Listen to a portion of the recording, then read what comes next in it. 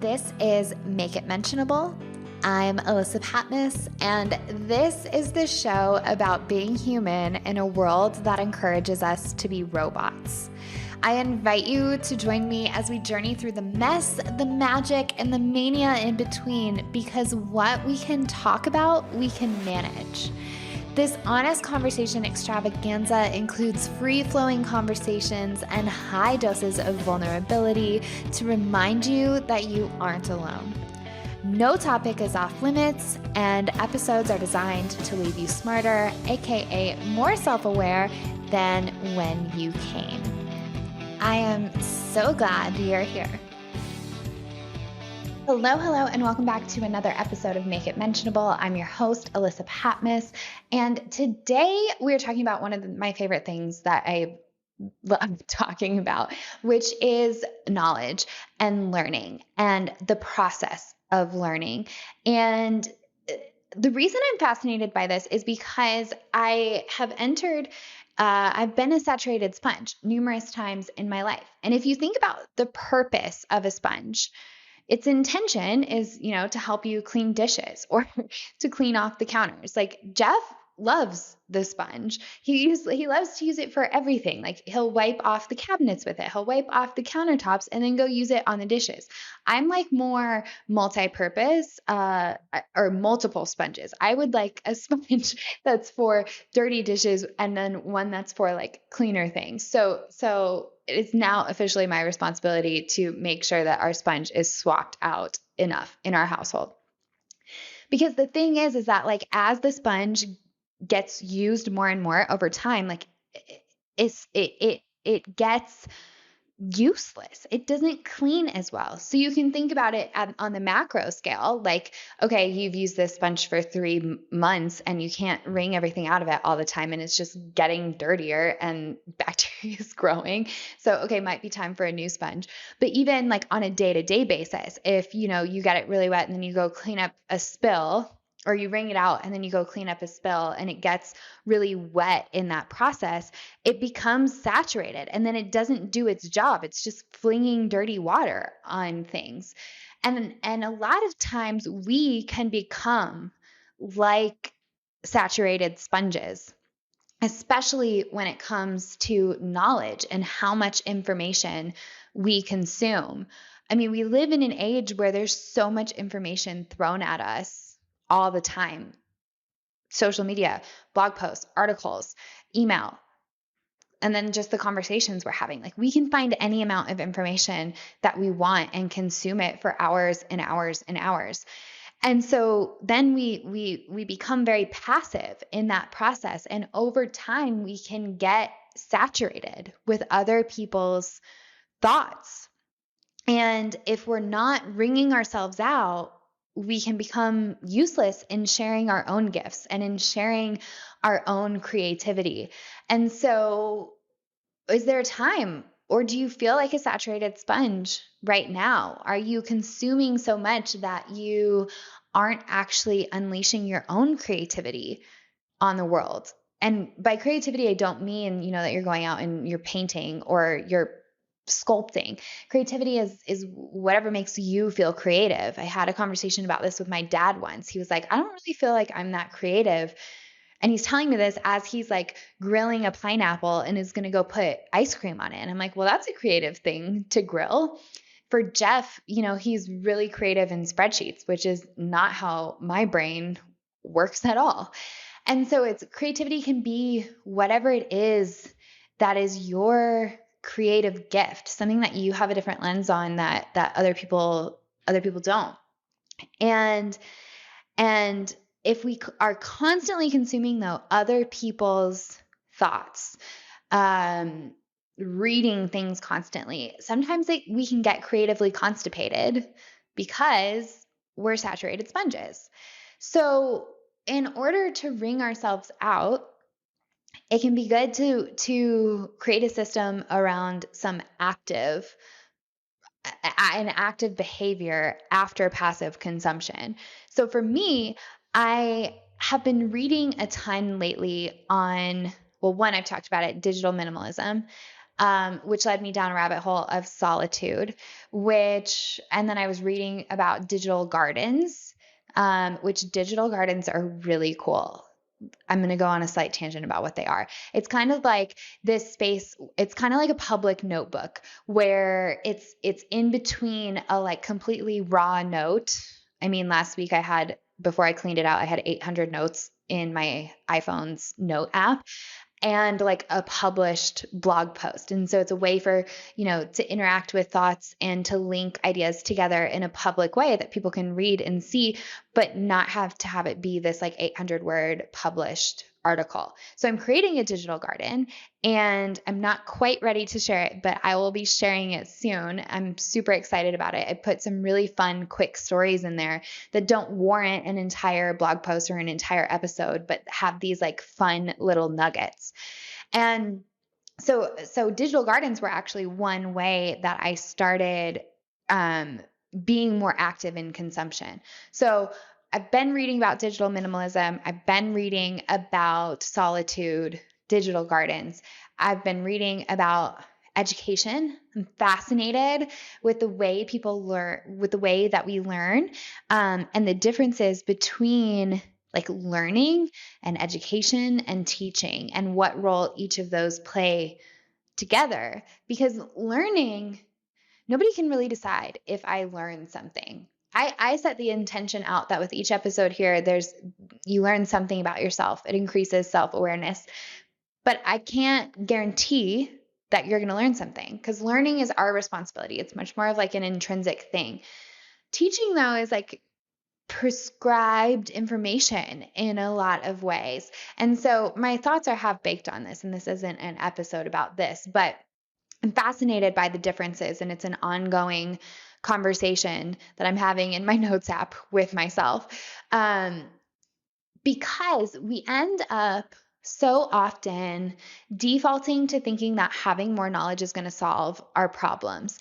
And I think a lot of the ways that the school system, especially in the US, brings us up, we're taught to prioritize learning from someone else, being taught something, and then like going out and being able to execute on that. But the school system encourages so much memorization that it doesn't encourage integration in a lot of ways. And so as kids, we're in fourth grade learning about history, and we know a test is coming up and we're going to have to memorize the information. I don't remember anything from fourth grade history at all, because past like studying for the test and memorizing it, needing to store it there, like I didn't use it in a creative way. I didn't teach it back to someone. There wasn't a lot of discussion. We end up learning something, consuming it. We either consume it or we're being taught it, but it's in a way where it doesn't foster like that next level integration. That's how many of us were brought up in the school system. And so now as adults, like there becomes this pattern of wanting to absorb a bunch of information because we live in a society that completely prioritizes logic and the intellect over other ways of knowing. And we end up going down research rabbit holes, which I have talked about numerous times.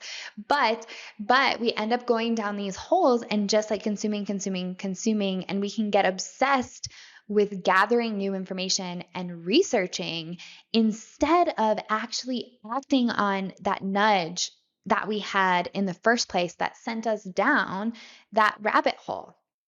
And so to avoid, and that is the result, that is when you end up being a saturated sponge. And so I really have to watch myself, because this is a pattern for me. It's a pattern for me where I'll go down a research rabbit hole and want to know everything about the topic, because, then there's this magical endpoint of certainty where it'll all of a sudden feel safe to put your idea out there, which is completely not true. It's an illusion. But I end up going down research rabbit holes at times, and then I just feel gross because I've reached saturation point with content, and then I don't have the energy to go out and produce my own ideas. And that is a horrible place to be, especially when you're in touch with your creativity, because it's painful then. You have trapped creativity. Just like we can experience trapped joy, we can experience trapped creativity where we're not sharing ourselves and our gifts. And that it sucks. It's a painful place to be. So to avoid being a saturated sponge and just feeling like numb from the weight of everybody else's thoughts, one thing that I've started practicing that I've noticed is really helpful is when I read something, just making one connection to something else I've read or to something else I've been thinking about in a note. So when I was in this deep dive of digital gardens, a lot of people who talk about them were saying like never have an orphan note. Like never have a note in your notes app that isn't connected to some other note or some other thought, because it encourages networked thinking where we're linking patterns together, and it actually helps us learn and come to know more, partly because we're not just absorbing a fact, we're integrating it and connecting it to other ideas, and that's how we learn even better. So I've been doing this. Every time I read an article now, I either highlight a section and then like make a quick note on it related to another thought, or I go put a quote from that article into another note that's already been started, like on that topic. And if I'm not doing that, even if I'm getting better at linking, it's not perfect. So if I'm not doing that, I'm at least making sure that I'm translating something I read in there into a thought of my own. And as I've been doing this, it makes me feel way more active in the consumption process. So rather than just being a passive consumer, I'm actually like taking the time to chew the food. I'm taking the time to chew the information and actually digest it. I mean, it's really uncomfortable if you take a big bite of food and you chew it 5 bites and swallow. Like that's uncomfortable. You got to chew more. I think there's someone who said like we should be chewing like 20 bites with every bite we take. And that takes a lot of patience at times. But it allows us to digest better. And similarly, when we take the time to chew on a thought or to chew on an article, and I don't, even if I transform it into one sentence that I write that is like a summary or is linking it to some thought I've had, it's been so much easier for me to digest and to produce things of my own. And it's connecting thoughts in different ways that allow me to avoid the creative constipation cycle that can come in at so many times.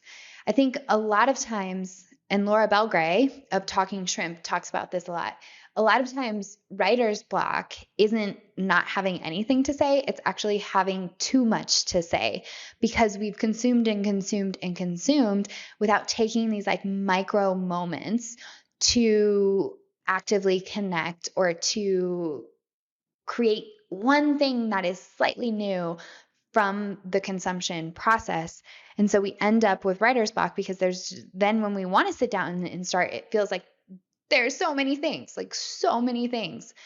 And that is definitely something that I have struggled with. And so this is like massively transforming my creative process and my writing process, which is helping dramatically. And it's helping me retain information better and cultivate viewpoints and cultivate opinions in a way that feel backed by not just reading one thing, but a trail of thoughts. And I'm better able to see that breadcrumb. And it's been really rewarding. So I would challenge you. I'd love to know, like, where is an area where you feel like you have a tendency to become a saturated sponge? For me, it's definitely going down research rabbit holes. Like, again, reading digital minimalism, I haven't been on social as much, so that's cut out a consumption channel. But like going down research rabbit holes is where my saturated sponge moments come out. So where do yours come out? And what's one thing you could do to start to alleviate that? Again, some possibilities are committing to taking a note after you read something so that you're linking it to your own thoughts. Another possibility is asking someone around you, your partner, a friend, if they're willing to have a conversation about an article. Because when we can discuss something or explain it to someone else, we're testing our ability to understand it. We're testing our ability to see where the holes are in what we've learned. And that only aids our learning even more.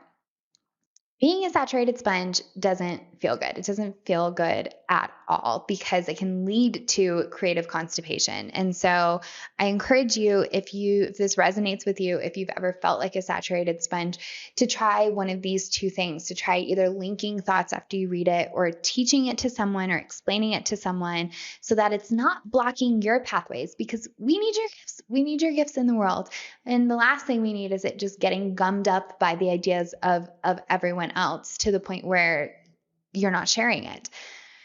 And if you come up with your own creative ways to solve this problem, I'd love to hear from you because it's something I'm fascinated by and constantly trying to understand and decipher more of. So come head over to the comments if you have your own solutions. And I would love to know if you've ever felt like a saturated sponge. ElissaPatmos.com/show. And if you want to stay up to date in between episodes, sign up for The Peel, which is my weekly newsletter that gives fresh perspectives that might just instigate you to change your life. You can sign up at ElissaPatmos.com/The Peel. Thank you so much for tuning in, and I will catch you next week. You've just finished listening to another episode of Make It Mentionable with me, your host, Elissa Patmos. If you're looking for more in between episodes, then sign up for The Peel. It's my free newsletter that gives tips for how to navigate whatever life dishes. And it's also the place where I share the juiciest of stories. To check it out, head on over to ElissaPatmos.com/The Peel. Thank you so much for tuning in, and I'll see you next time.